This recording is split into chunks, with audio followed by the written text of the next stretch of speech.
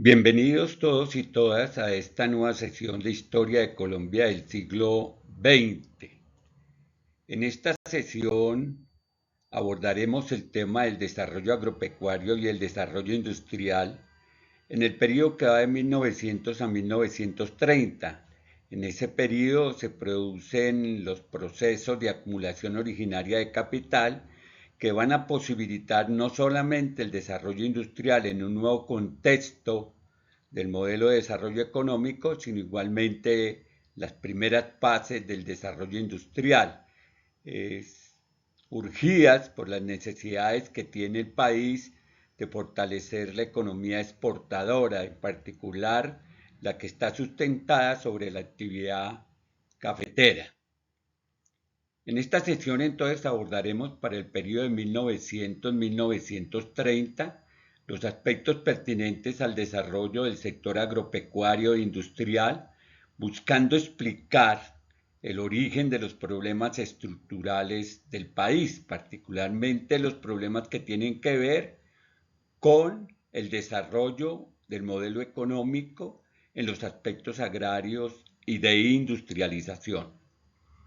Haremos especial énfasis en la manera como se va generando no solo los procesos de acumulación originaria de capital que llevaron al país de un modelo de economía premoderno y señorial hacia las formas del desarrollo capitalista en el modelo dependiente y extractivista que se generó en nuestro país. Miremos cómo se va a dar el desarrollo agropecuario. El paisaje agrario colombiano cambia entre finales de la Guerra de los Mil Días y mediados de los años 20 del siglo XX. Entre 1910 a 1925, el área total cultivada en nuestro país apenas era de 920.000 hectáreas, y en el periodo que va de 1910 a 1925 se pasa de las 920.000 hectáreas a 1.471.000 hectáreas. Los cultivos de exportación pasaron de 139.000 hectáreas a 395.000 hectáreas. Como se darán cuenta, hay una importancia en el crecimiento del sector agropecuario, particularmente articulado a la economía exportadora. Aumentaron los cultivos de algodón, azúcar, cebada, trigo y tabaco. Esta producción estuvo ligada al desarrollo agroindustrial y al desarrollo industrial en particular.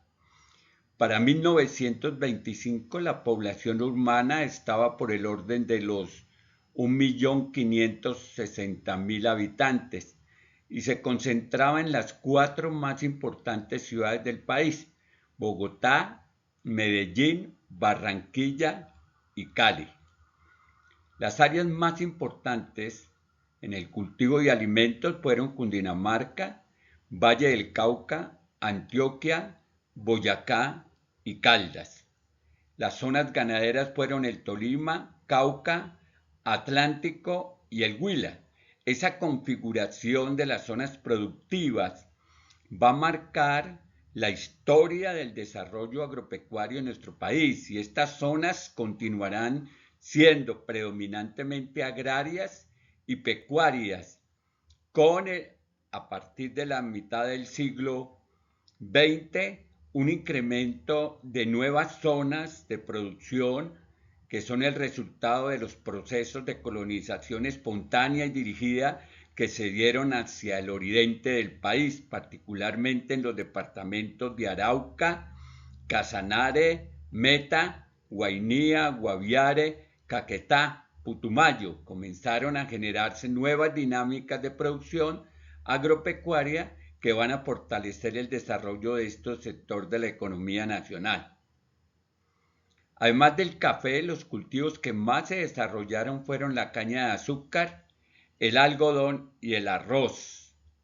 La ganadería se desarrolló al amparo de las concesiones de las tierras públicas, y esas concesiones de tierras públicas estuvieron ubicadas en los valles interandinos fundamentalmente y en la región de la Orinoquía y la Amazonía, en la parte pertinente a los piedemontes de la cordillera oriental.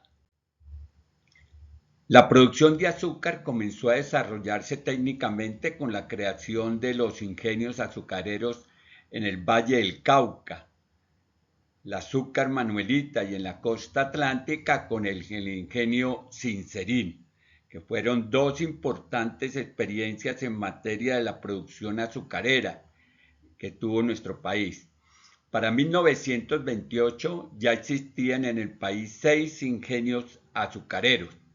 El algodón prosperó en los departamentos de Bolívar, Atlántico y Magdalena, y de manera secundaria en Boyacá y Santander. Pero la zona algodonera en nuestro país, que va a dar posteriormente origen a una crisis que tendrá como resultado la siembra de cáñamo y por esa vía el fracaso de esa siembra y la generación de un producto que se convertirá en una de las fuentes de ingresos más importantes en esa parte del territorio de la costa atlántica, que será la marihuana.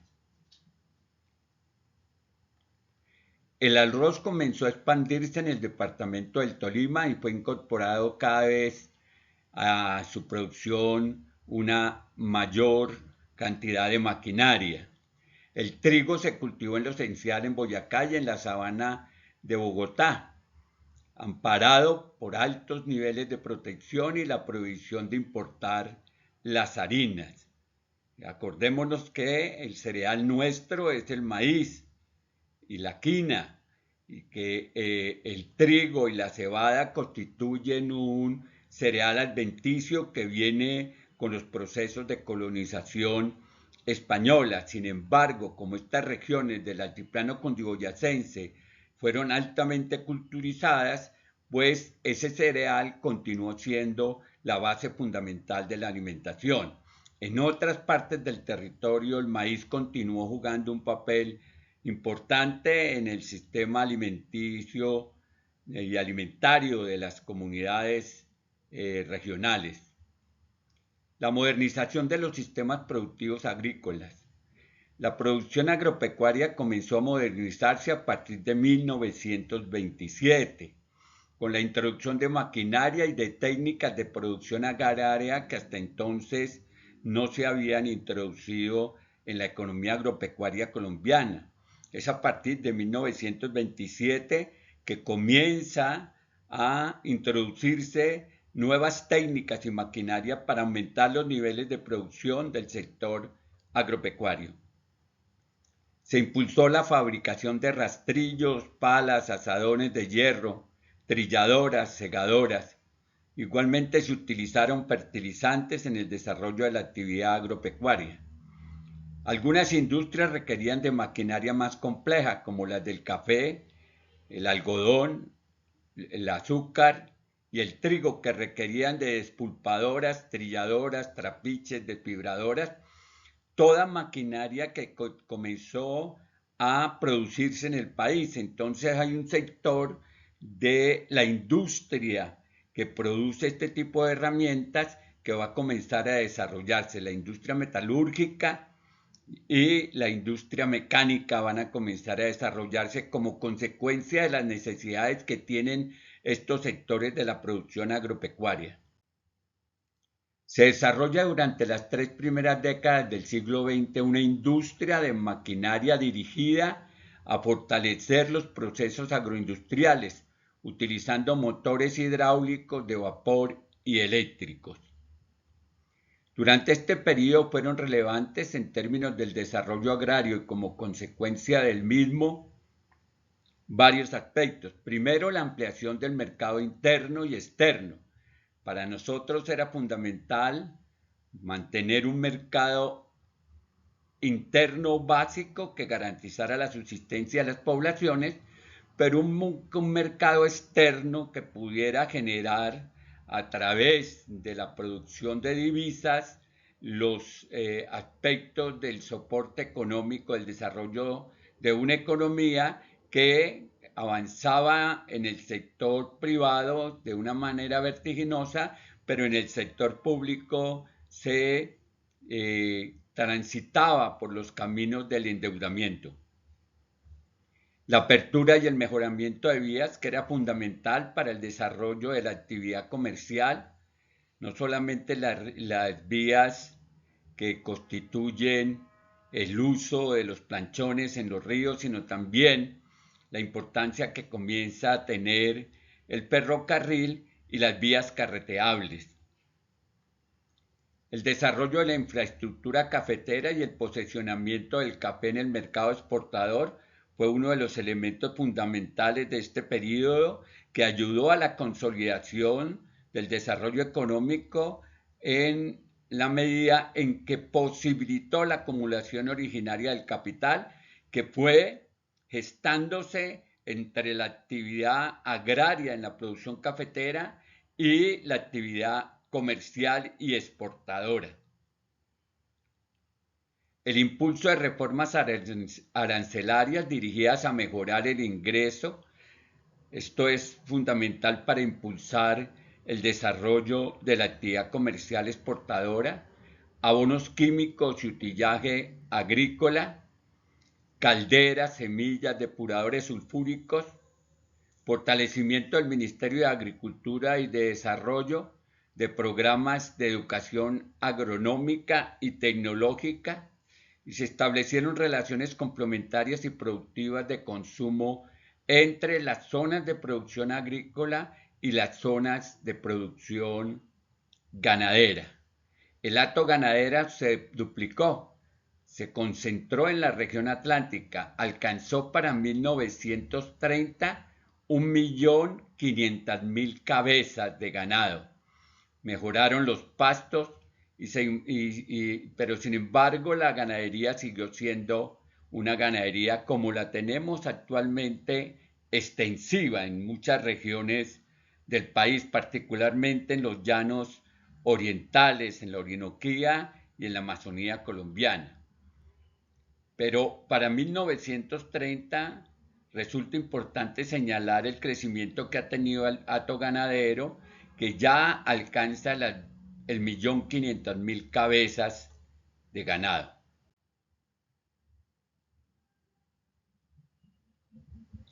La ganadería se desarrolló de manera extensiva, ocupando tierras baldías.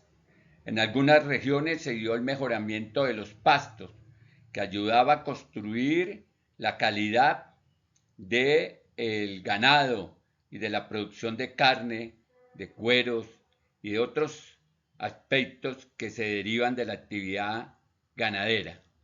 Durante este periodo se dio un vigoroso proceso colonizador, pero la característica que tuvo la estructura agraria fue que se pasó de economías parcelarias a la configuración de grandes haciendas ganaderas y cafeteras. Recordemos que la base fundamental de los procesos de acumulación y de economía exportadora se levantó sobre las economías parcelarias. El trabajo familiar campesino fue fundamental, pero estos productores están incapacitados de vincularse a las dinámicas del mercado del producto y del mercado internacional, y por lo tanto quienes podrían hacerlo, que eran los hacendados, los grandes hacendados y los comerciantes, fueron generando procesos de concentración y acumulación de tierras en el desarrollo de estas actividades agrícolas y ganaderas. En general, en el sector rural se estableció un modelo de tenencia y uso de la tierra que sentó las bases de la estructura agraria del país a través de 4 grandes formas de explotación.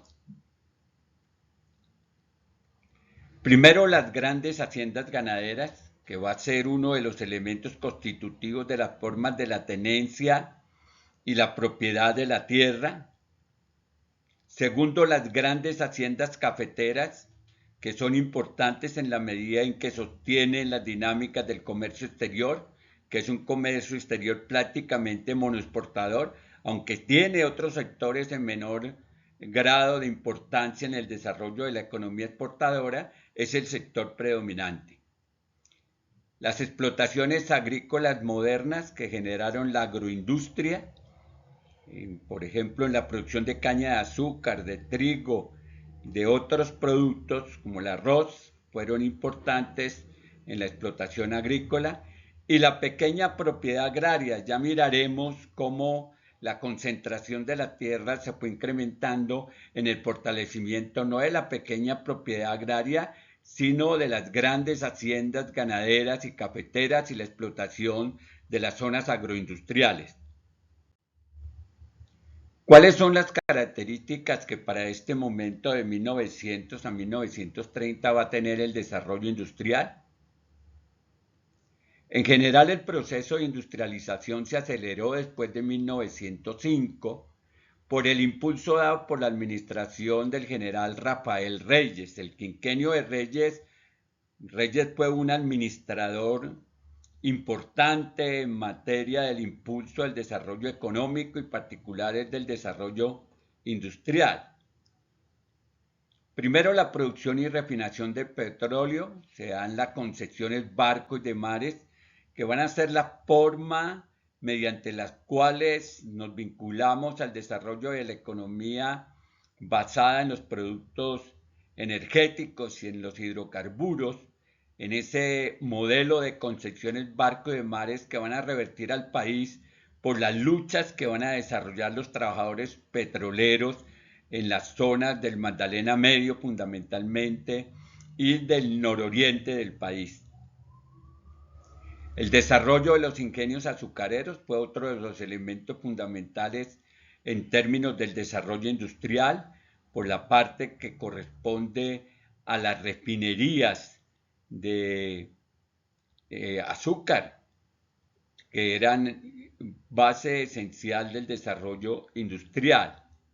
La creación y el desarrollo de las fábricas de cementos, muchas de ellas ayudaron a construir las ciudades en términos de la facilitación del material de construcción, el desarrollo de una industria química con la producción de ácido sulfúrico y de otros productos que resultaron importantes para el desarrollo industrial, la producción de bienes de consumo y alimentos, básicamente alimentos, bebidas y textiles, fueron los elementos constitutivos del desarrollo de la pequeña y mediana industria, de la industria que está pasando de la producción manufacturera hacia la producción fabril. La industria del tabaco, que había jugado un papel importante durante la colonia, vuelve y se retoma y se desarrolla durante este periodo. La industria textil, básicamente el desarrollo fabril en Antioquia, que dio origen al grupo empresarial antioqueño. Allí surge no solamente la empresa de tejidos colombiana, sino también la fábrica de tejidos Elato, que terminará convirtiéndose en Fabricato. El desarrollo industrial en Santander, Cundinamarca, Barranquilla y Caldas juega un papel importante en términos de que ayuda a construir las economías regionales. Recordemos que Colombia tiene un gran problema en la primera mitad del siglo XX en el desarrollo de su modelo económico, y es las dificultades que tiene para construir un mercado interno por la carencia de vías de infraestructura de transporte que posibilite que unas zonas comercien con otras. Entonces se fueron creando, como lo hemos señalado ya anteriormente, mercados regionales. La configuración de un mapa industrial de la nación con los centros de producción fabril organizados según las potencialidades de cada territorio. En Antioquia se da la industria textil, alimentos, calzado, vidrio y hierro. En la costa atlántica también se generan textiles, calzado y cerveza. En Bogotá están las cervecerías, los centros, el cemento Samper, que es de esa época, los tejidos, el calzado y los alimentos. En el valle, las empresas de los ingenios azucareros. ¿Cuáles fueron las características del desarrollo industrial que prevaleció? Primero, la especialización regional. Esta es una de las características primordiales en el marco del desarrollo de las posibilidades que ofrecen los distintos territorios, no solo en lo relacionado con las materias primas y la oferta de mano de obra, sino también con las lógicas específicas del consumo y las dificultades que se tiene para poder intercambiar con otras regiones. Entonces hay una especialización regional que busca resolver todos los problemas que tiene la actividad económica en relación con el consumo local para poder responder a las urgencias del mismo. La subsistencia industrial y empresarial, en ese momento apostarle al desarrollo industrial es de alto riesgo por las lógicas de incertidumbre que tiene las relaciones entre la oferta y la demanda, porque la cultura monetaria y la economía monetaria todavía está muy precarizada. El surgimiento de las industrias ícono como Coltejer, Fabricato, Coltabaco, Postobón, Posada Tobón. Las industrias pequeñas son absorbidas por los grandes consorcios, lo que va generando un desarrollo, el crecimiento del desarrollo industrial, pero también la concentración de la producción industrial en esos centros industriales mayores. La industria tradicional, al lado de los procesos de industrialización moderna, va a tener grandes dificultades y va a ser muy pronto esa industria tradicional superada por las dinámicas de los procesos de la industrialización moderna. El desarrollo industrial se mueve según las necesidades del mercado interior, pero recordemos que ese mercado interior es un mercado predominantemente regional. No hemos logrado construir el mercado nacional y por lo tanto las relaciones de comercialización e intercambio que se producen entre las regiones resulta todavía muy precaria. No es que no exista, sino que tiene grandes dificultades y genera un incremento en los costos de los productos muy grandes por el transporte y por las dificultades que tiene el transporte.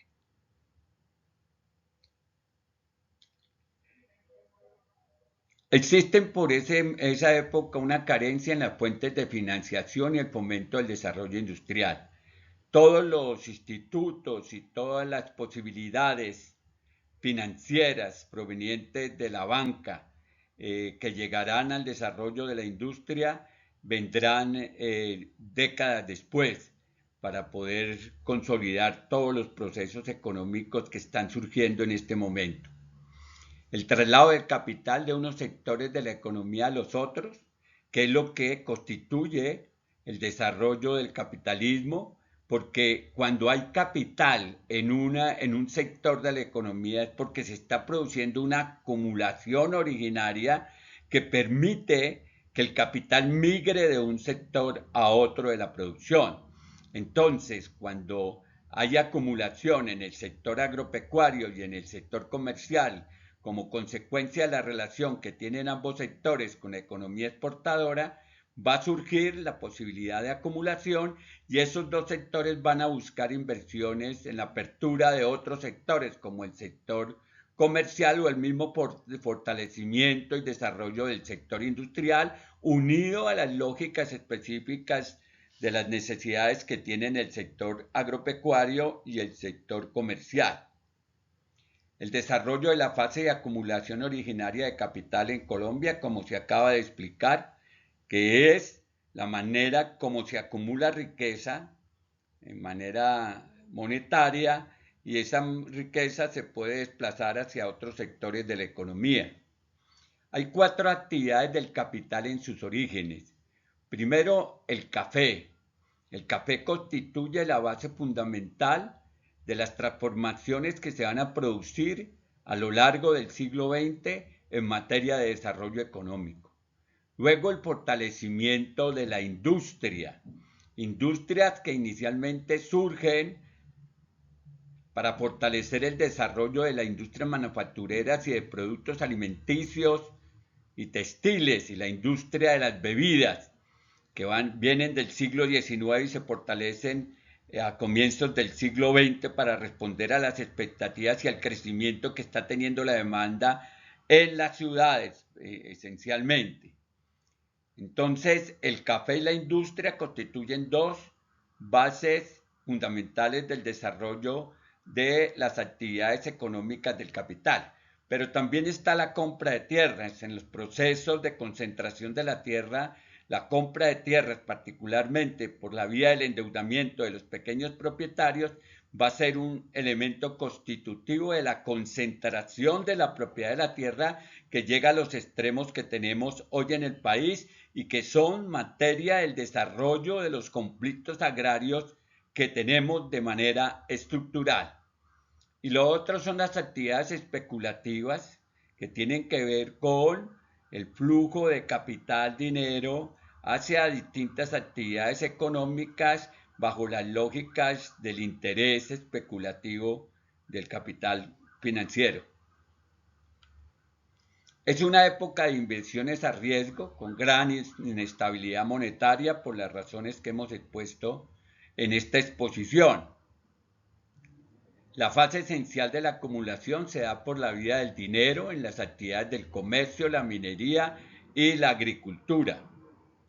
La economía exportadora en esta época es débil y es cíclica, y eso implica que la celeridad de los procesos del desarrollo pues marquen un ritmo pausado en términos del crecimiento de cada uno de los sectores económicos en los que se está consolidando el mapa económico de la nación. Tenemos una economía cerrada, la economía mundial, caracterizada por índices bajos de las relaciones entre importaciones y exportaciones. Todavía en algunos sectores de la economía las importaciones siguen siendo superiores a las exportaciones. Esto genera una balanza de cambios negativa porque es más lo que se compra que lo que se vende. Entonces esto irá cambiando con el tiempo. Tenemos una dificultad en términos de inversión extranjera, es muy poca la inversión extranjera y lo que tenemos por la vía de acceder al capital extranjero es la vía del endeudamiento que ya se ha producido con la indemnización de Panamá y los 175 millones de dólares que acompañaron esos 25 millones que dieron por la indemnización y que generó pues los procesos de endeudamiento que el país va a comenzar a desarrollar a lo largo de todo el siglo XX. El desarrollo industrial se consolida gracias al ascenso de la economía cafetera, porque la economía cafetera va a generar fundamentalmente una dinámica monetaria que va a posibilitar que sectores de los trabajadores de la industria del café puedan acceder a los productos que se están generando en las distintas fábricas que se están construyendo sobre la base del desarrollo industrial que se está gestando en ese momento en el país. Sobre la fuerza del trabajo es importante señalar unos aspectos esenciales. En general, durante este periodo comienza a consolidarse el mapa laboral del país en las distintas actividades económicas, evolucionando de formas premodernas hacia formas de capitalistas en la relación capital-trabajo. Recordemos que las formas premodernas no tenían la circulación monetaria y que es a través de las formas capitalistas que la relación capital-trabajo va a estar mediada fundamentalmente por el salario y el salario genera una dinámica económica que posibilita que el trabajador pueda adquirir en el mercado lo que requiere y esto dinamiza el desarrollo de la actividad industrial y de la actividad comercial. Surge y se desarrolla bajo unas características particulares y conflictivas el trabajo asalariado, comienzan a gestarse las primeras organizaciones de trabajadores que van a potenciar de manera importante la lucha del sector de los trabajadores por reivindicaciones básicas, fundamentalmente de tipo salarial, prestacional y en general las reivindicaciones que constituyen los derechos fundamentales del trabajador. Las haciendas mantienen atada la mano de obra a través de distintos sistemas de contratación económicos y extraeconómicos. Generalmente se da por la vía del endeudamiento. Los trabajadores no se pueden ir de la hacienda porque están endeudados con los propietarios y esto genera una dinámicas extraeconómicas y una contratación económica muy particular para el sostenimiento de la actividad económica en las haciendas. La estructura agraria desarrolla distintas formas de explotación de la mano de obra que va a ir generando también lógicas de resistencia del trabajo agrario. La capacidad productiva en general es baja. El desarrollo industrial va a forzar la cualificación de la mano de obra y el aumento de los niveles de su productividad, pero también va a forzar, sin lugar a dudas, el desarrollo de la productividad económica en términos de la modernización del desarrollo industrial. Todavía el sector de servicios es de bajo desarrollo y los sectores fundamentales son el sector primario y en menor proporción el sector secundario. Esto es, el sector agrario y el sector industrial y comercial son los sectores más importantes. Se comienza a consolidar los núcleos de trabajadores y se introduce la cultura capitalista del trabajo en el desarrollo y fortalecimiento de la economía fabril.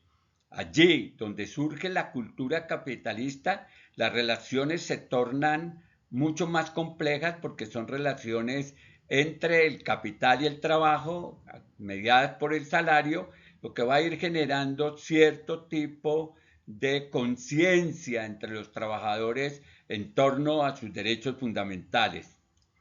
El peso de la estructura agraria todavía es superior al desarrollo industrial y del trabajo asalariado. Se mezclan distintas formas de explotación del trabajo de formas precapitalistas y capitalistas. Trabajo asalariado y trabajo que tiene otras características, como por ejemplo el peonaje a deudas, la parcería, el arrendamiento que va atando a las grandes haciendas, a los trabajadores, para poder garantizar los procesos productivos que se dan en ellas. Los mercados de trabajo aún están precarizados. La demanda de mano de obra crece a la deriva de las iniciativas empresariales pioneras. Claro, no tenemos una mano de obra que pueda marchar de las tradicionales formas del trabajo agrario hacia formas de trabajo industrial. Y esa mano, primero hay que desprenderla del campo y segundo hay que introducirla en los centros de producción industrial bajo procesos de capacitación para que puedan desempeñarse en ese sector.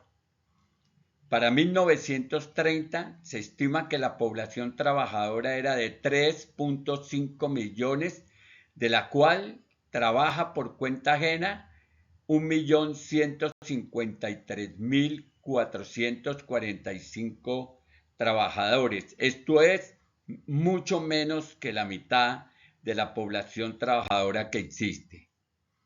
La bonanza externa y el crecimiento económico.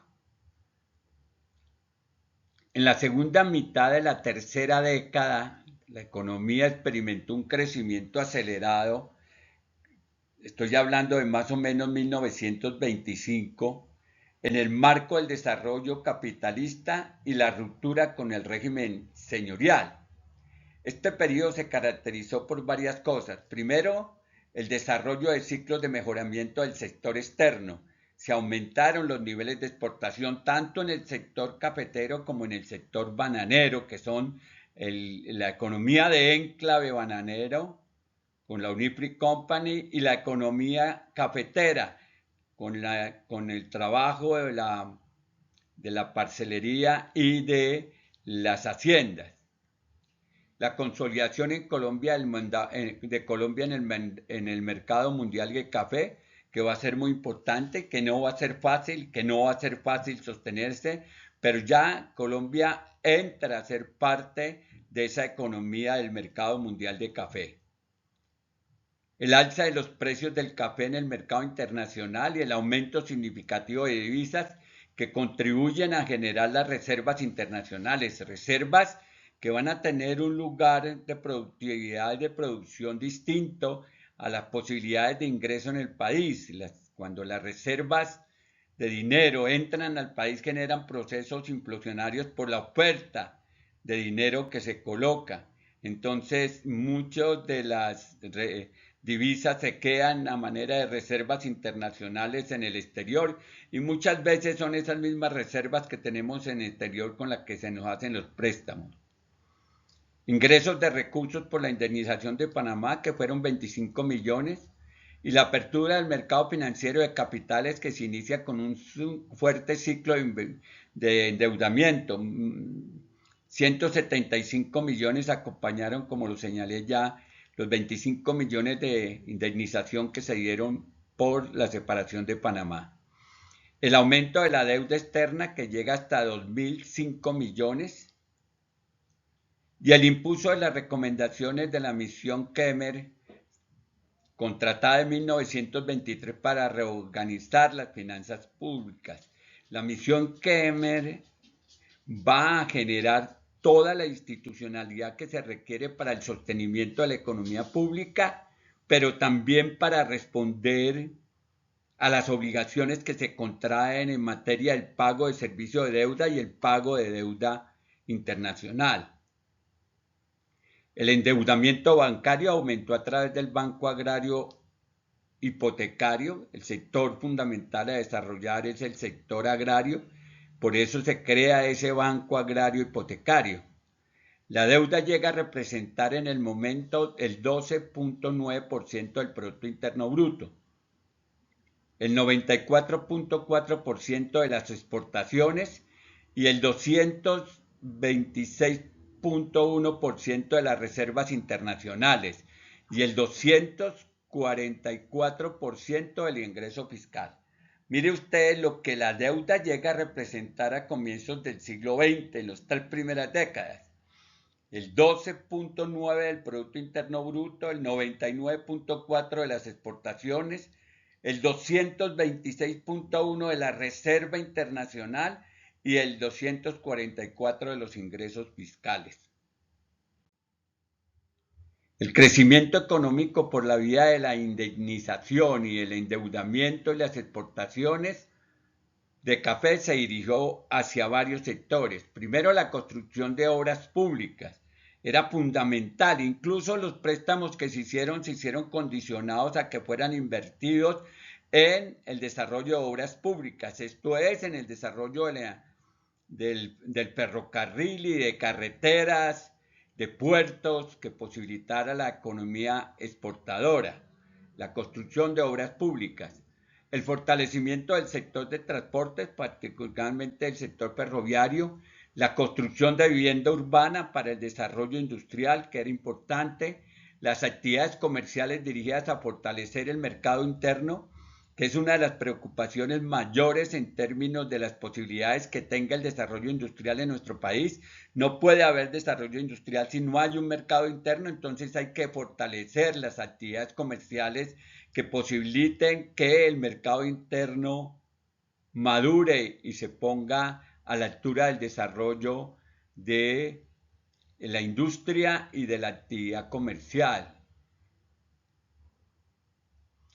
Compra de maquinarias, equipos y bienes intermedios que fueron también importantes para el desarrollo de algunos sectores económicos, la inversión en el sector de petróleos administrado y concesionado por empresas extranjeras, la Texas Petroleum Company y la Oil Company, que son las que van a hacerse beneficiarias de las concesiones barcos y de mares.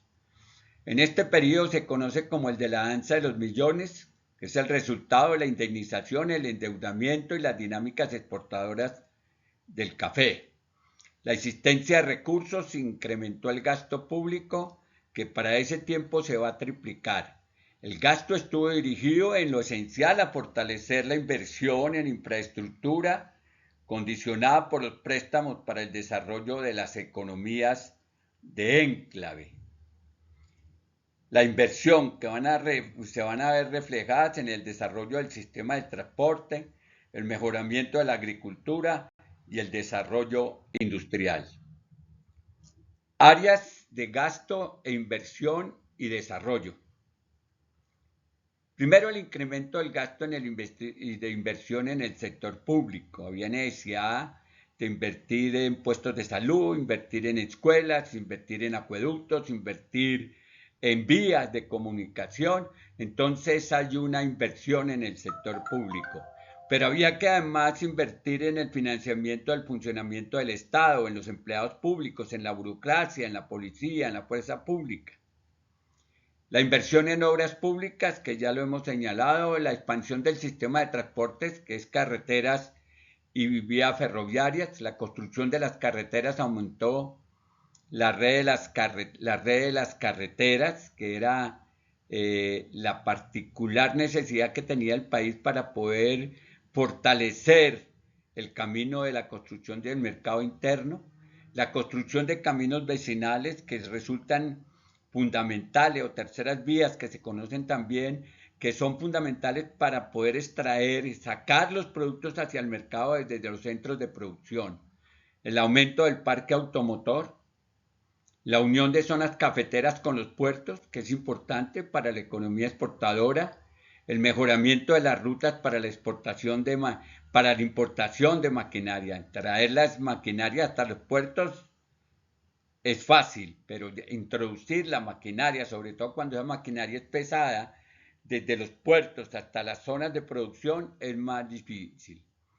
Los fletes eran aún costosos para la movilización de las mercancías, entonces había que revisar un poco ese tipo de costos adicionales que tenían los procesos productivos.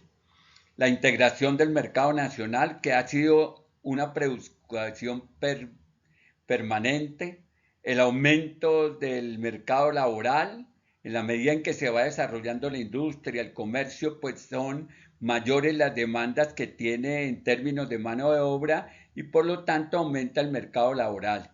El desarrollo del sector industrial, la valoración de las propiedades agrarias. Cuando una propiedad agraria ve atravesar una carretera por su territorio, entonces va a haber una importante valoración de esas propiedades, el mejoramiento de las condiciones tributarias de determinados sectores.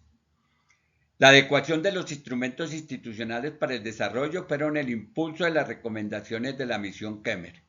La reorganización de las finanzas públicas para poder responder a las obligaciones que el sector público, el Estado y el gobierno tenían con las entidades prestamistas. La creación de un banco central para poder generar la política monetaria, el control y centralización del sistema bancario y monetario para que no existieran monedas dispersas y un sistema bancario central, la promoción del desarrollo económico, que fue fundamental en términos de las recomendaciones que se hacen para poder generar recursos, la construcción de la Contraloría General de la República para la vigilancia de los presupuestos nacionales, la creación del Banco Agrícola Hipotecario para el desarrollo, el impulso y el fomento del sector agropecuario, la organización del Ministerio de Industria, que resulta fundamental en este momento. Démonos cuenta que en estos primeros años que se está haciendo el tránsito de las economías señoriales hacia la economía capitalista, se requiere de la creación de una serie de institucionalidad, de unas instituciones del Estado para que puedan organizar y poner en funcionamiento las dinámicas que demandan en todos los aspectos los sectores que se están desarrollando. Y aquí los sectores que se están desarrollando son la economía exportadora, el comercio internacional y el comercio interno, la industria, el sector agropecuario y en general los sectores que tradicionalmente habían funcionado pero que no tenían la capacidad de moverse en lógicas de mercado incrementado. Se creó entonces también la Oficina General del Trabajo y comienza a producirse lo que se conoce como un nuevo orden institucional modernizador. La urbanización, la industria y el mercado de trabajo van a ser fundamentales en la construcción de ese nuevo orden institucional modernizador. Durante este periodo se dio al amparo del crecimiento económico y el desarrollo de las obras públicas una transformación de la estructura social del país en medio de condiciones difíciles. Un precario desarrollo industrial, porque es apenas comenzando el desarrollo industrial, un bajo ingreso per cápita, las posibilidades económicas del país no generan un ingreso per cápita alto, sino que es bajo, está construyéndose la economía, dificultades para aumentar la capacidad de la demanda, y si no hay capacidad de demanda es porque no hay política monetaria, no hay una economía monetaria, y por lo tanto todavía las formas del trabajo no están articuladas a la relación monetaria, salarial, que posibilite que se incremente la capacidad de demanda. Escasa división del trabajo, el predominio de relaciones de trabajo no salariales, y esto dificulta la actividad de la construcción del mercado interno, un lento crecimiento de la población urbana. En estas condiciones comienza el crecimiento urbano y el desarrollo industrial, y comienza a generarse el tránsito de esa sociedad señorial hacia las economías industriales. La diversificación de la estructura industrial, la creación de industrias livianas y la producción de bienes intermedios y metalúrgicos van a ser fundamentales durante este periodo. La transformación del trabajo, del mercado del trabajo y el conflicto. Hay un crecimiento de la población urbana, porque se está desarrollando la industria, se requiere mano de obra, y la mano de obra se centraliza fundamentalmente en las zonas urbanas. Hay una diferenciación de los salarios urbanos y de los salarios rurales que no se logró equilibrar a lo largo de todo el siglo y parte de lo que va del siglo XX. Hasta ahora se está tratando de establecer unos criterios salariales que dignifiquen el desarrollo de la actividad laboral en el campo. La diferenciación de las condiciones del trabajo entre el trabajo urbano y el trabajo rural, la ampliación del movimiento obrero en los sectores cafetero, manufacturero, de construcción, de minería, de servicios, que va a ser importante en el desarrollo de las organizaciones sindicales de base y de las confederaciones obreras, que van a estar desde la tercera década del siglo XX funcionando y desarrollando la lucha por los derechos de los trabajadores. Esta es la época que comienza con los obreros de pies descalzos, que van a reivindicar los derechos fundamentales al trabajo, que es una bandera que heredan de los artesanos y que van a llevar a lo largo del siglo XX generando las reivindicaciones que muchos de los trabajadores hoy usufructúan y se benefician de ellas sin haber desarrollado ningún tipo de lucha, sino que fueron los trabajadores de pies descalzos los que consiguieron todo ese tipo de reivindicaciones a grandes costos y en unos conflictos permanentes entre obreros y patrones, y la lucha por el reconocimiento de los derechos por parte del Estado. Durante este periodo se desarrollaron los movimientos cívicos y se produjeron desde el 2019 movimientos cívicos importantes, incluso movimientos cívicos que se dieron durante el quinquenio de Reyes, posteriormente durante la administración de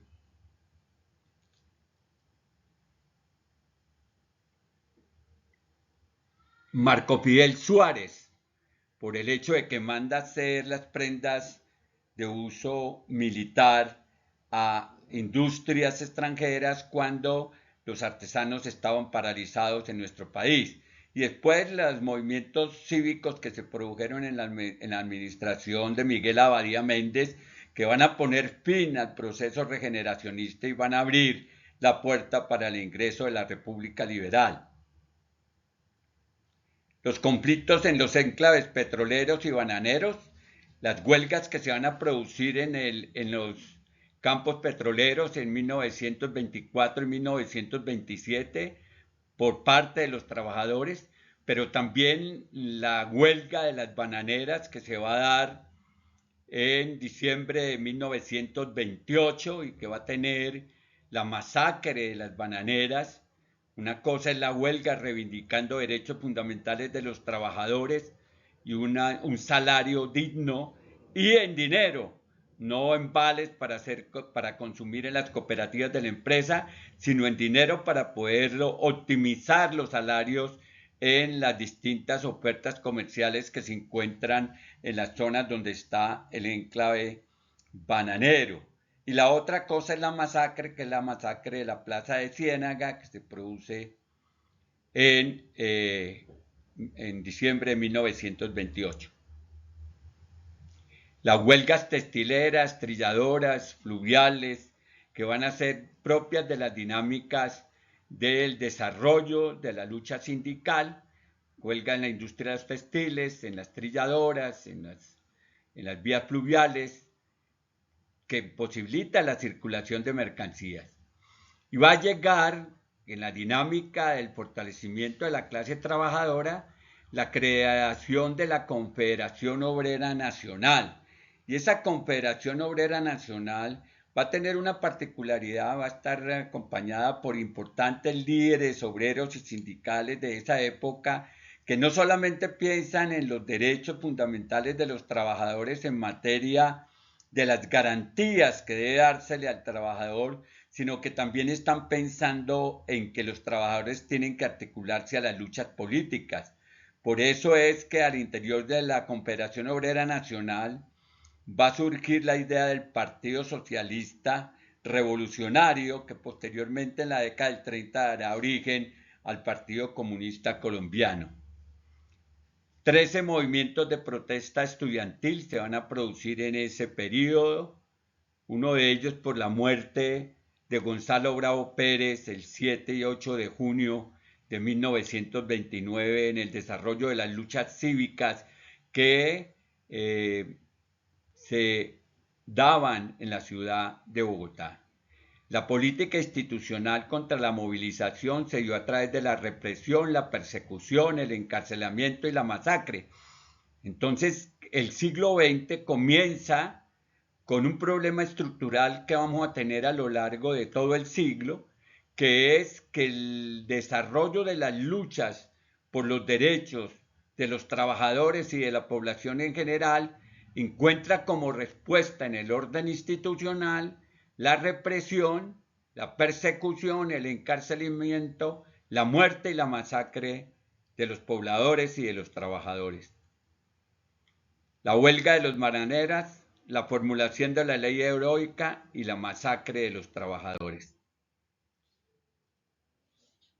Corregidos algunos factores de la política que incidieron en este resultado, es difícil que el crecimiento económico del país en el siglo XX sea mejor que el del siglo anterior.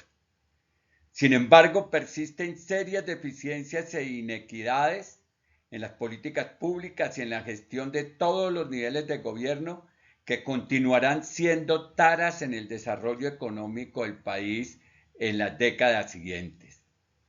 Otro elemento negativo para las perspectivas futuras del país es que el auge mundial que impulsó las exportaciones, la inversión extranjera y que aceleró el crecimiento económico en Colombia, probó ser insostenible y hace prever un largo periodo de estancamiento de la economía de los países desarrollados.